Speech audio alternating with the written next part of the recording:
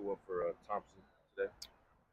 Good spin on the breaking ball. Kind of started with good fastball command more than anything, and then that led to guys chasing some off speed. Got into a rhythm there, third or fourth. Where then he was landing off speed pitches to complement it, so it made it a good overall package. And then the command kind of faded the last couple innings, but he was still able to work out of jams or get out of situations. And of course, the last one, they go to the bullpen, and Futrell did a great job. Feel like the offensive issues were more about y'all or more just about good pitching? Combination, always a combination. Takes two to tango. But yeah, it started with good stuff. I think, I don't know how he threw last week or the week before, but, better than he had thrown against Florida. And, our guys maybe a little less of this or that today. It's kind of hard to tell. It's not like they didn't show up, energized. There's no over celebrating or anything like that. They certainly wanted to win. You could sense that. But I think a combination of both is always going to be the case. But it's got to start with a guy throwing the ball well. Was the approach the same throughout the game, or were they maybe getting a little bit tight or tense towards, as the innings went on? No, I don't. I think that's. I didn't really sense the approach at the plate, but the frustration in the dugout was a little too high. And of course there's hooting and hollering in the middle of the game. But maybe one thing we talked about earlier is when frustration creeps in, there's a right way to handle it and a wrong way to handle it. And I can't speak for everybody because I can't get inside their head, but obviously the scoreboard says there was at least a way to handle it a little bit better.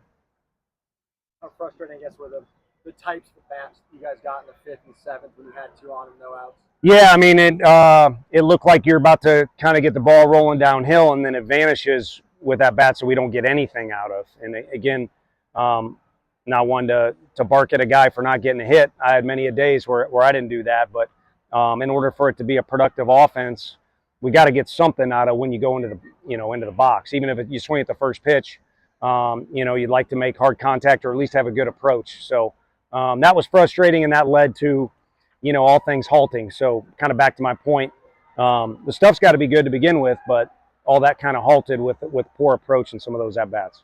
Steve had a really good weekend, obviously yesterday and then today. Because he pitched yesterday, obviously to go to the bullpen after about 65 minutes. Yeah, I think that was a little, more than we wanted to, and so that's why it occurred in the middle of an at-bat. We just didn't want to rush Benke, so maybe on me a little bit. We definitely wanted him to go back out there, and he got us a huge first out. But even that was a little greedy.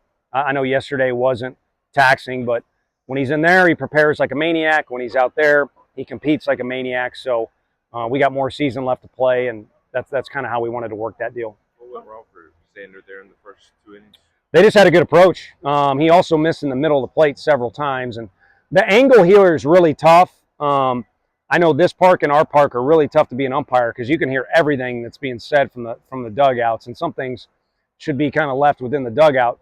But the angle's kind of weird because some pitches I thought were this or that, and you watch video and it's the opposite. But as far as the feedback from our players, including Cal, missed in the middle of the plate too much. But they also had a clear-cut approach against him that was good. And what's the vibe like after the series where, you win a road series in this league? That's always a good thing. The last one doesn't go to the way you want. What's that do to kind of like the vibe after the weekend? It depends on the team, and it depends on where you're at in the season, which is an easy way out for me to answer. But it also is a fact that this is our first opportunity to go into day 3, 2-0. And our guys are so geared up and I guess repped out, however you want to say it. We've done 1-1 a lot. And of course the Alabama series was frustrating, where we didn't take anything home with us that we wanted to.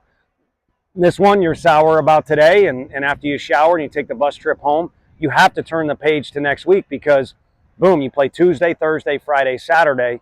So you need to be ready to rock and roll there. But at some point you also need to realize we're trying to, we're in a race with the other team, and we're trying to beat them to 2 wins, and we were able to do that. A couple more guys. This rivalry, overall, how healthy is it right now in terms of they've had some success, you've had some success? How healthy is the overall scene of it right now? Yeah, it depends on which category you want to go to. I mean, you look at what Coach Corbin has accomplished, plenty. So regardless of how each day goes, he's going to be just fine. Their program is still the same program it's been. We still feel like we're trying to grow our stadium, our program, our approach, our recruiting.